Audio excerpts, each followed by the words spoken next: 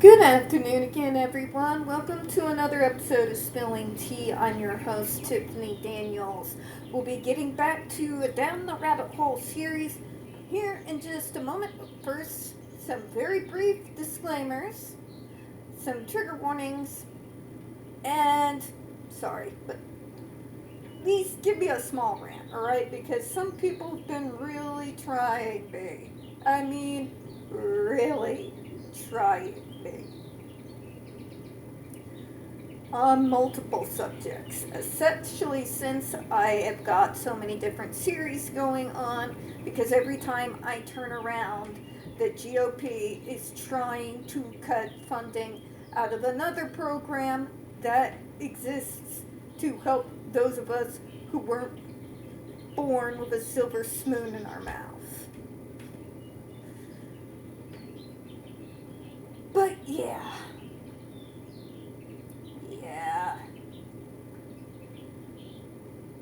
First off, let me just start with this. I'm not a fan of pseudoscience.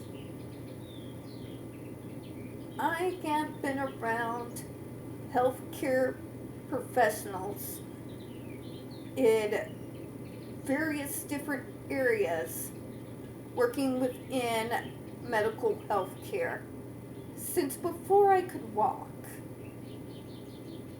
Okay?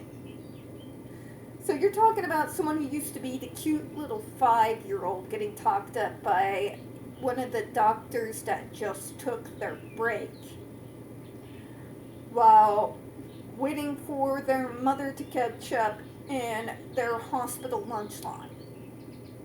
Okay? This is an individual that has spent time after school waiting in either one of the wait areas or in somebody's office for one of my parents, usually my dad, to get off work so that we could then go and it would stay the weekend with him, but waiting until his shift would end. Okay? Because of those reasons, especially when we are talking about the daughter of someone whose mother has been in healthcare for over 40 years,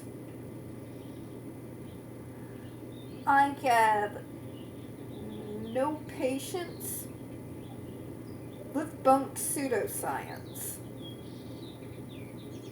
None.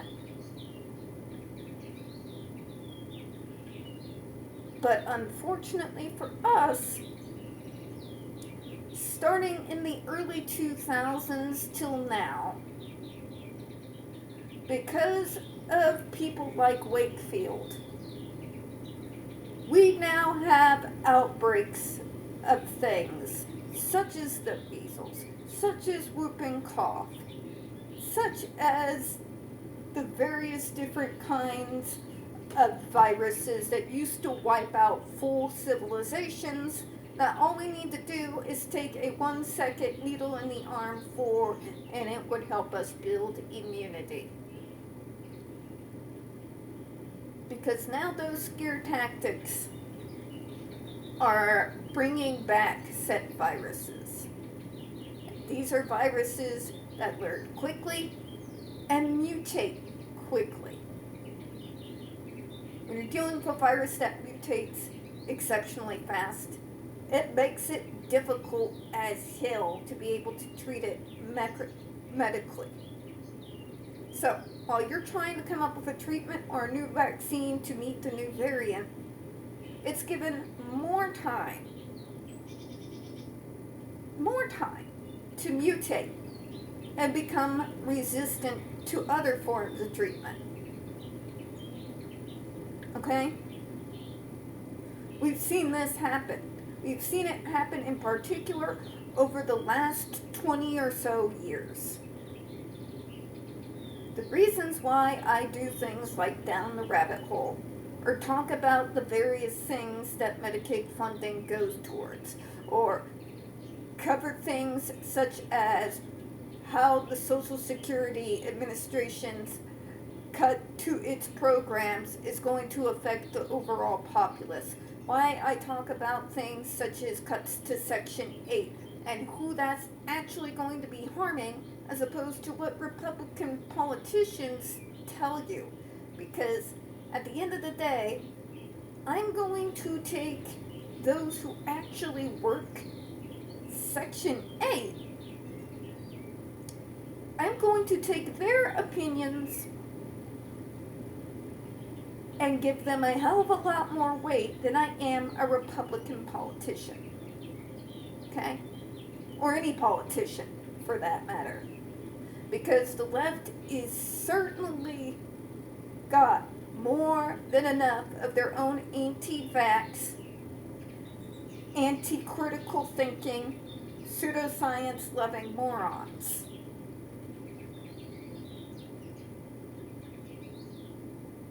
These series are happening from me because they matter, and I haven't seen anybody else do it. Now, there's others talking about it, yes, but the details, all the stuff that is not really known unless you work within the service system or you're somebody who is in the service system, that's why I'm going through all of this. But what I'm not going to do is take comments on my channel from individuals who quite very obviously did not sit there and watch the entirety of the video before they decided to display their ignorance.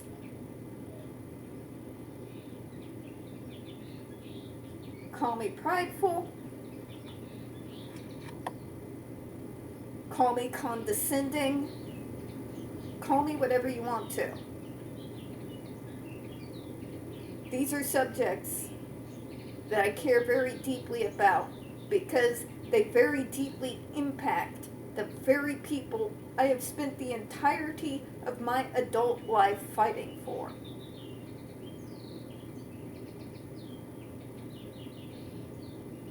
When I talk to you about these sorts of things, it's not coming from me making speculation. It is coming from an individual who knows the service system inside and out, front, back, left, right, forward, center, down.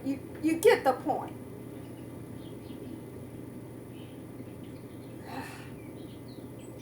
To conclude my rant, just watch the entire videos before you comment.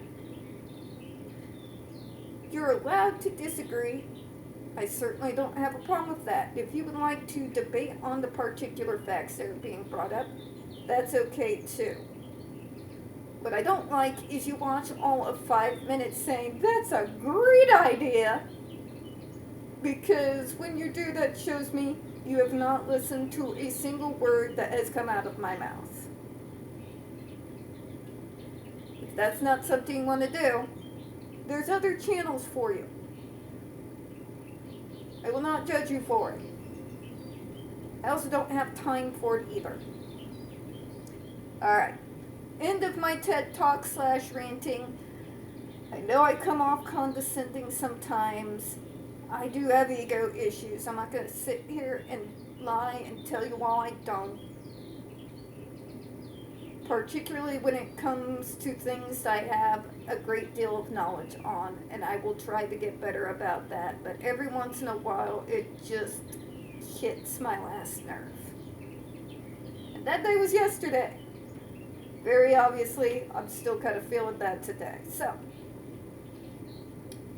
to the disclaimers, without further ado, and we'll continue on with the Down the Rabbit Hole series, reading through in particular what we learned from investigative journalist Brian Deere in regards to the Andrew Wakefield study that essentially reawoke and restarted this madness.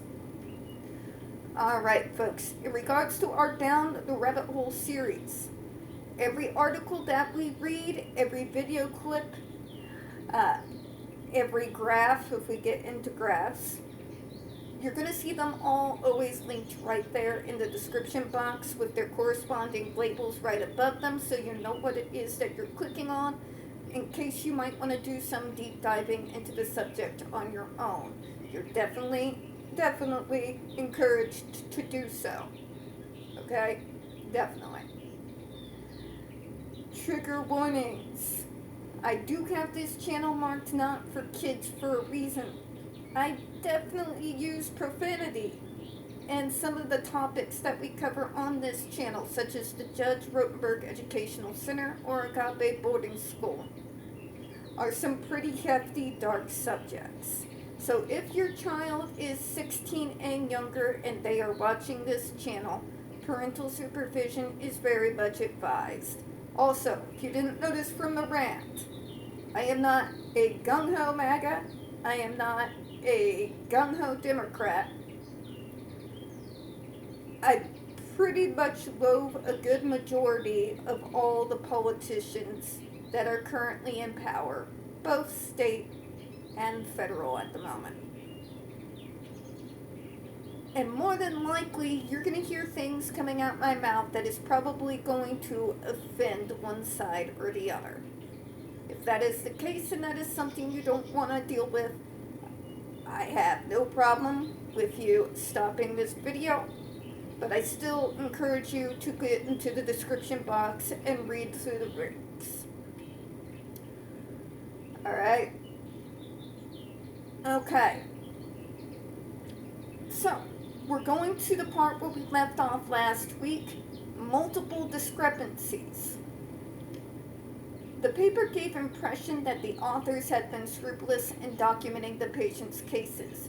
Children underwent gastrointestinal, neurological, and developmental assessment and review of developmental records. It explained, specifying that the Diagnostic and Statistic Manual of Mental Disorders 4, we know that as the DSM-4, criteria were used for neuropsychiatric diagnoses. Developmental histories included a review of prosthetic developmental records from parents, health visitors, and general practitioners. Here's my question, because I was actually one of the few that was allowed to comment when they were formulating and getting together the current DSM-5 back in the early 2000s. I've read the DSM-5, particularly in the area that has to do specifically with us autistic folk.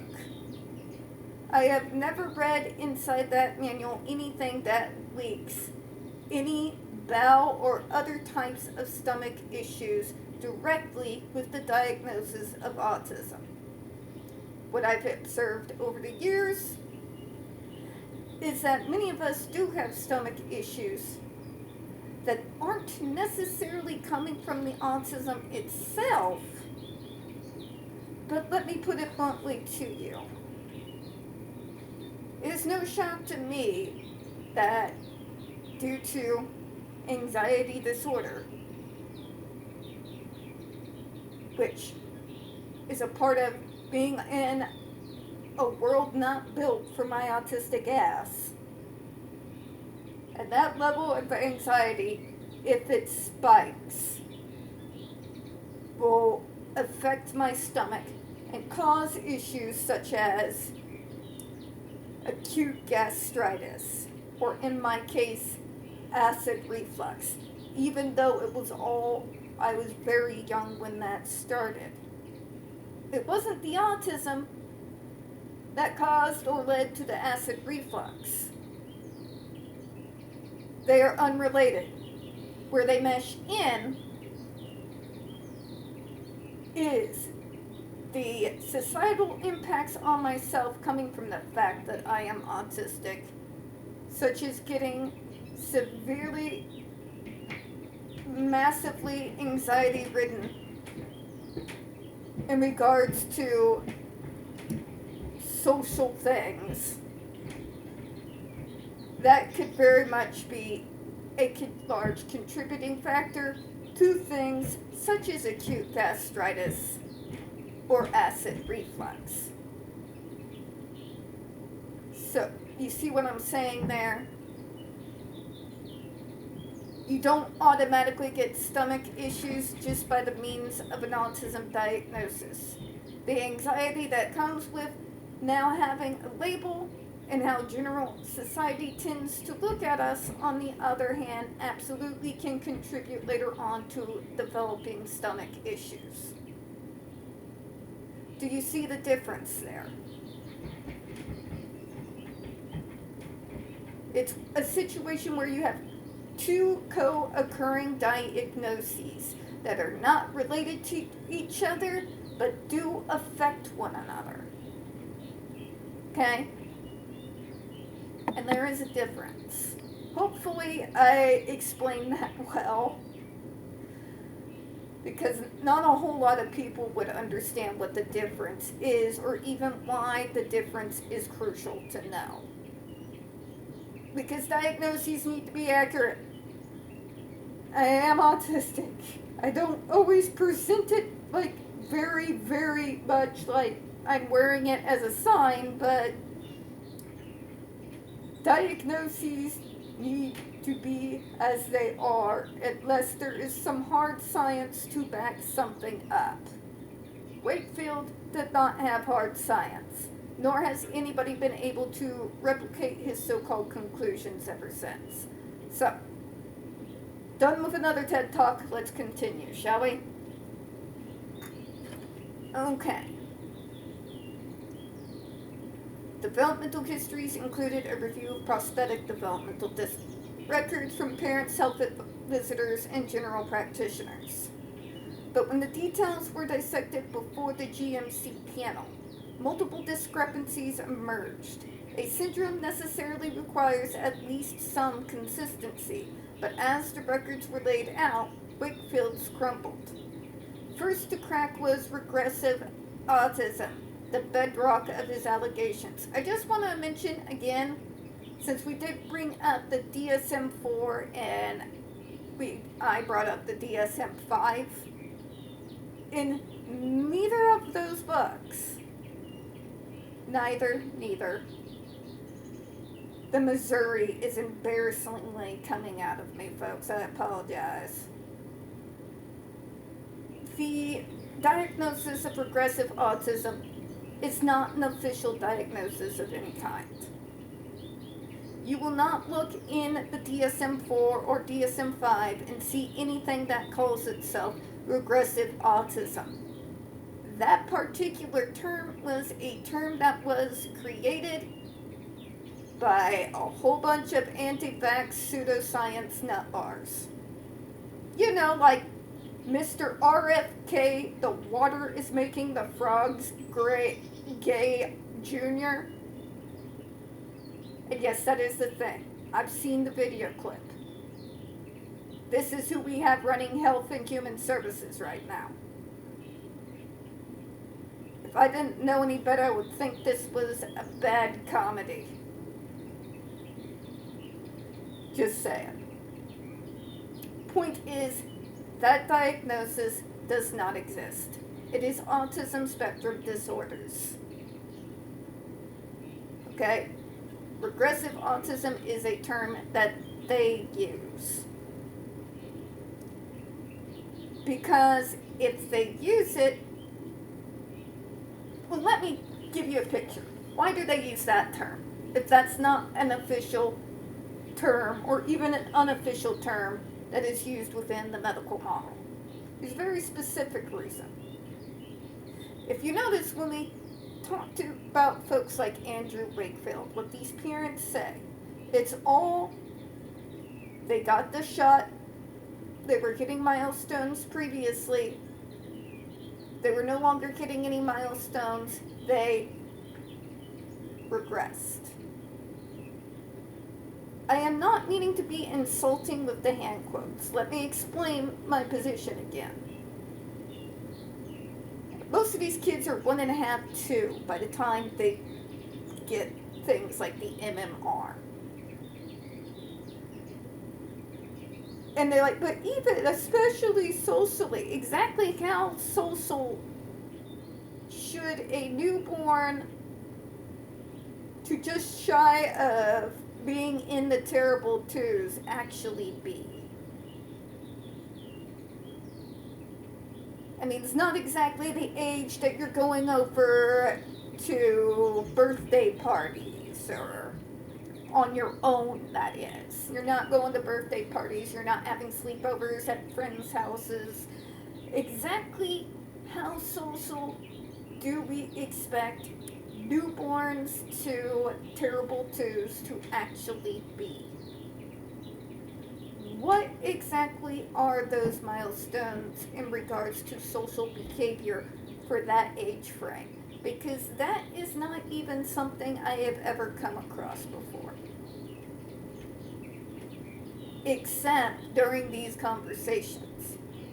I think you begin to notice these things when they're 2, is because that's about around the age where we are expected to start becoming a little bit more social, a little bit more aware of our surroundings. It's the beginning of being better able to communicate with our parents, our siblings, going to preschool, things of that nature outside of what is expected from ages previous, right?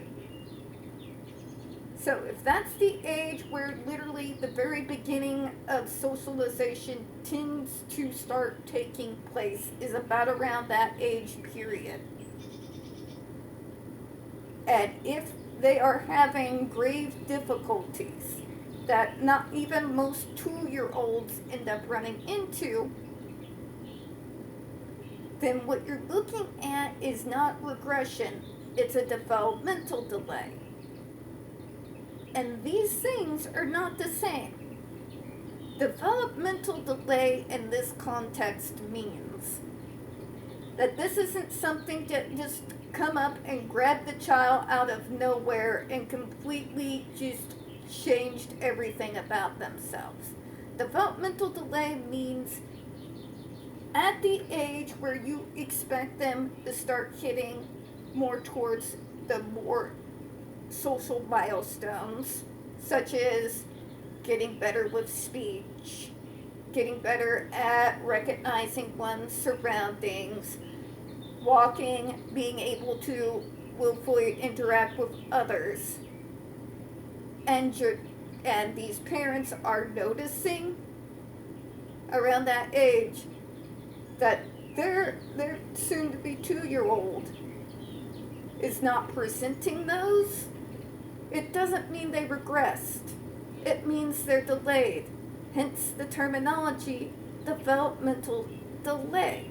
That is why autism is considered a developmental disability, specifically for those types of delays that we have issues with. The sooner we can all get that through our heads, the better, because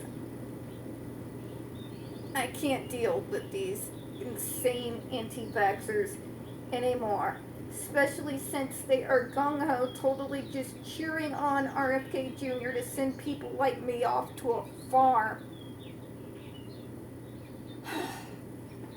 God. Let me continue. Sorry. Bear in mind that we are dealing with regressive autism in these children, not of classical autism where the child is not right from the beginning. He later explained from example to a United States Congressional Committee. All right, Mr. Wakefield, I have a question for you. Which newborn were you able to tell right off the bat, right after they literally just came out of the birth canal, is autistic? Do you have any medical clinical studies that you can show us that alludes to the fact that whereas they were born with it and then later others regress? Because I have not seen that type of clinical study ever be done. How do you know that those individuals were classical autism? They were obviously always that way from the very beginning. If you somehow discovered the secret of being able to diagnose a newborn correctly with autism spectrum disorder, please share your results with the class. Because I can tell you that is not a thing. Good majority of us in the year of our Lord 2025, as of right now, are generally diagnosed within the ages of 2 to 3 years old. The exact same age, by the way, that they insist in regards to this regressive autism narrative they're trying so desperately to push. Right? So tell me, what is the criteria in regards to the difference between quote-unquote more classical autism and regressive autism? What are the nuances and differences that brought Dr. Wakefield to this conclusion?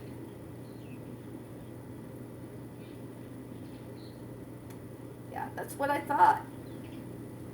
That's what I thought.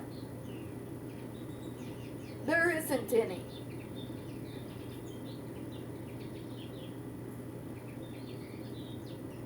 It's just these people want to believe so badly. They want to pin the tail on the villain, so to speak. And Big Pharma has always been an easy target because they really are greedy as hell, corrupt as fuck.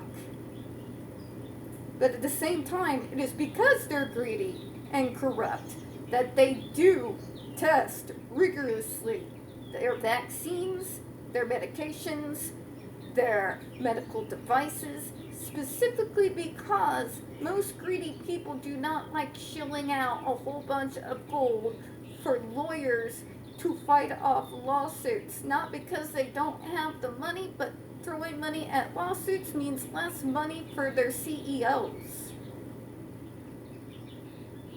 See where I'm going there? Yeah. Let me continue. I'm sorry. It's just, yeah, that one just can't deal with it. But only one, child 2, clearly had regressive autism. This is not a term.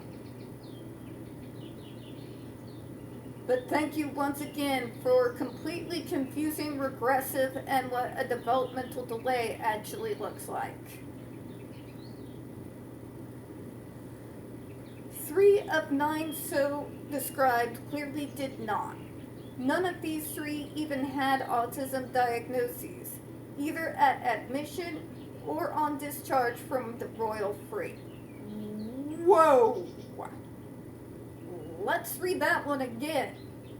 But only one, child 2, clearly had regressive autism, which means they had the most pronounced and recognizable developmental delay.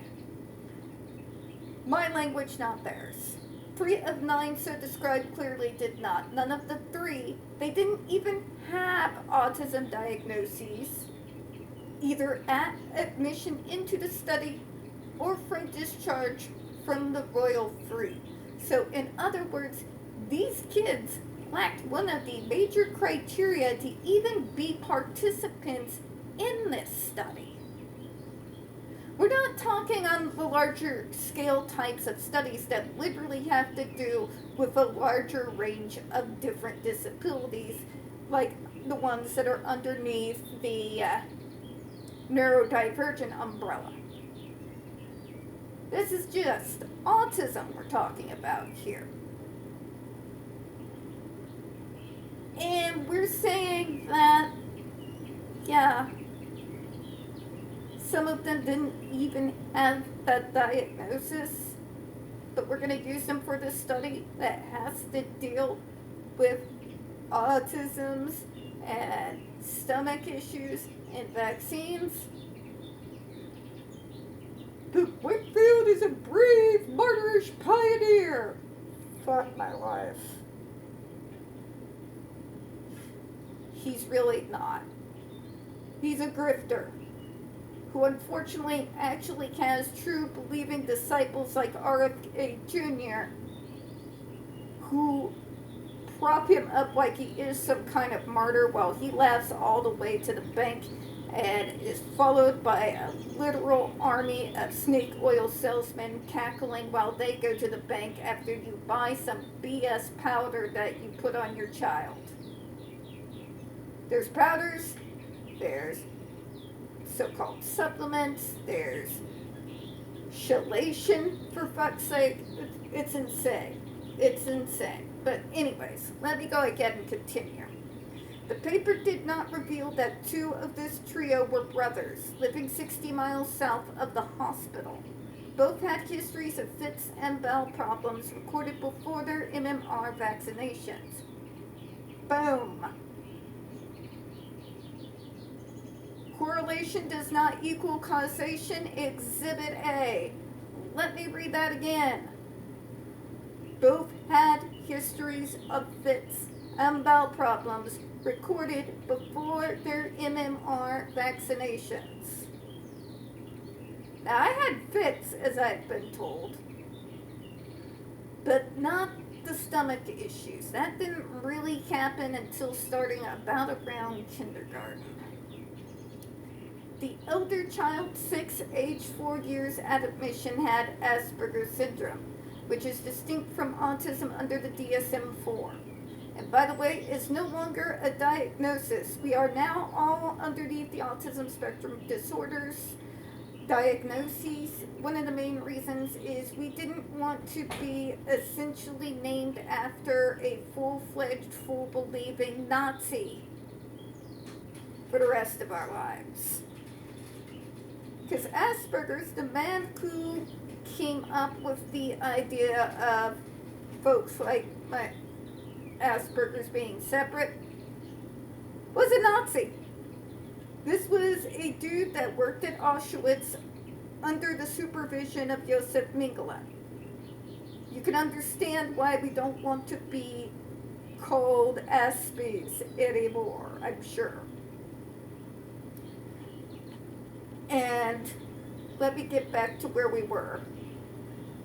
DSM-4 is not regressive and was confirmed on discharge. His brother, child 7, was admitted at nearly 3 years of age without a diagnosis, and a post-discharge letter from senior pediatric registrar and Lancet co-author David Casson summarizing he is not thought to have features of autism.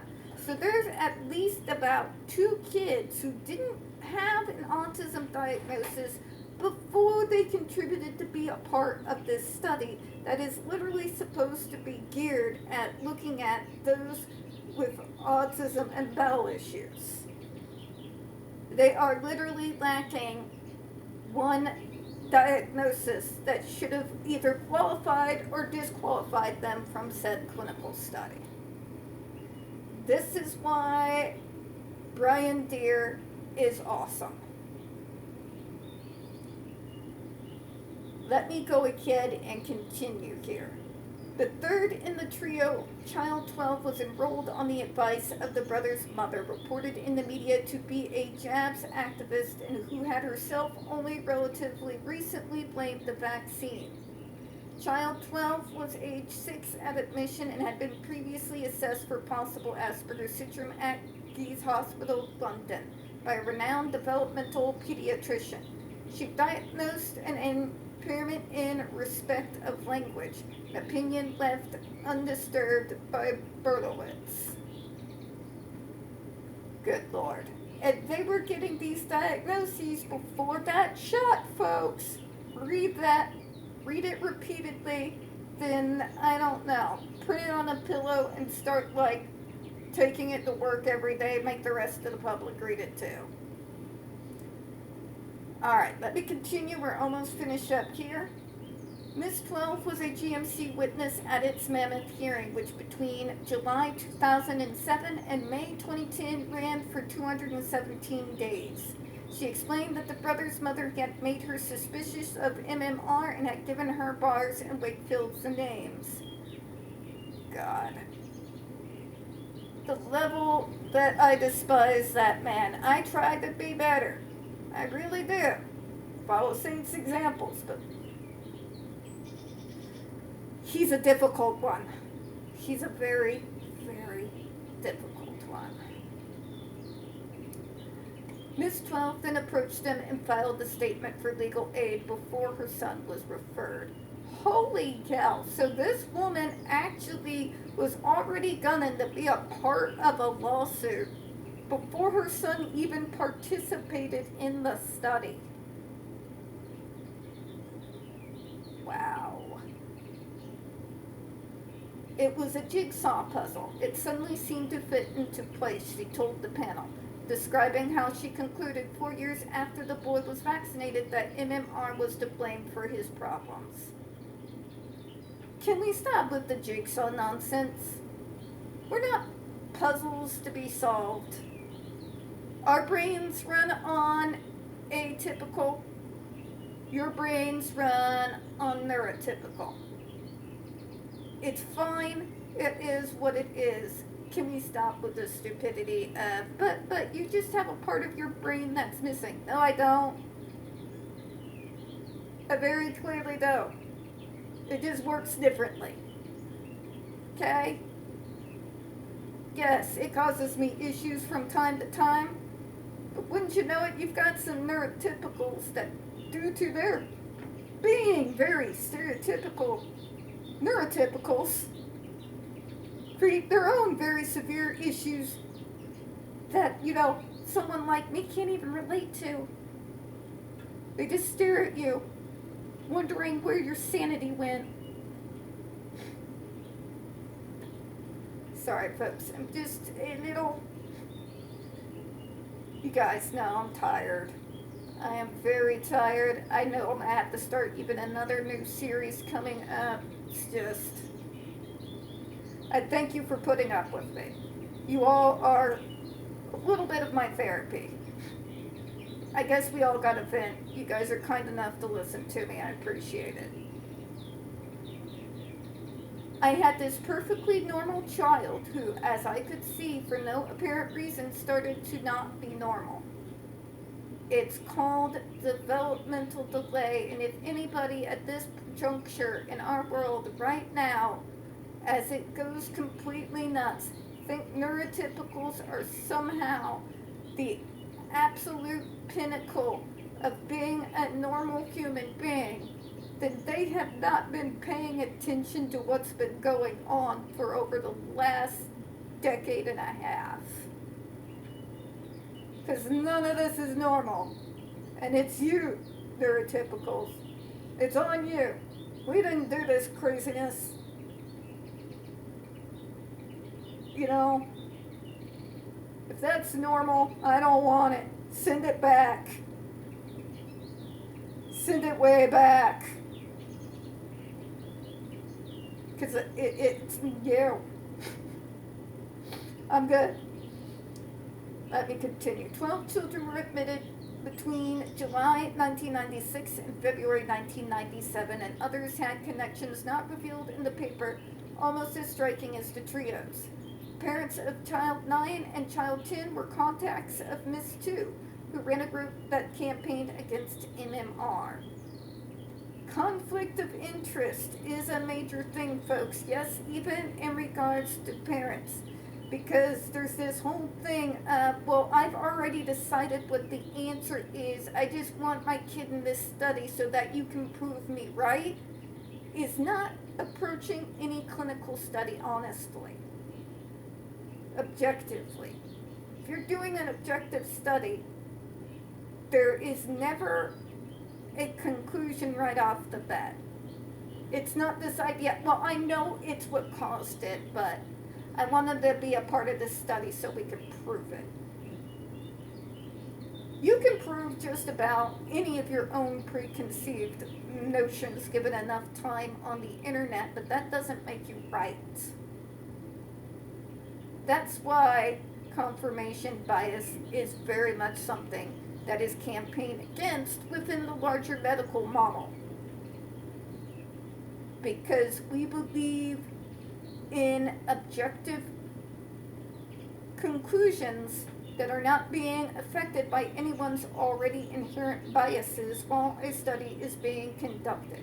You want individuals who do not have a dog in the fight to be the ones who are administering those types of studies, and you need to have parents who are going to need to be open to possibly being proven wrong, and to be able to accept the conclusions if it turns out they are wrong. That's why objective medicine is important. Let me go ahead and continue here. A child 4 and child 8 were admitted without outpatient appointments for elam colposcopy and another invasive procedures from one Tinside general practice to 180 miles from Royal Free after advice from an anti-MMR campaigners. So, that was kind of all very self-explanatory here. And I'll be honest, I'm kind of a little brain dead today, so just to wrap it up, I think what we read today was pretty well. It defines itself. You see what I'm saying, that there's a lot of discrepancies that have not been disclosed until after Brian Deere went out there and did all this amazing research that he did. I mean, you have someone who had already concluded, well, it has to be the vaccine. Miss Child 2. You have her very obviously recruiting other parents who've already made the decision of what caused it, even though they had no confirmation. Which means they're not looking for the truth, they're looking for their truth. This is why I despise, more than anything on planet Earth, the whole concept and idea behind my truth. There is no my truth or your truth. There is the truth. And it doesn't change based off of what our own preferences is. It is objective, straightforward, and blunt. Alright, folks, I'm going to go ahead and close out before I take you all on another left field and get into another rant. We don't get very many views on this channel. The few we do tend to get removed from time to time. So if you could, please don't forget to hit the like button, hit subscribe. Please don't forget to hit the comments. I do appreciate your time. And I will be seeing you all tomorrow. On Saturday, we're going to get right back in to we're going to be getting right back into the Medicaid and going into how that's going to be targeted by means of assisted living and housing. Alright, we'll see you next time. Bye-bye, everyone.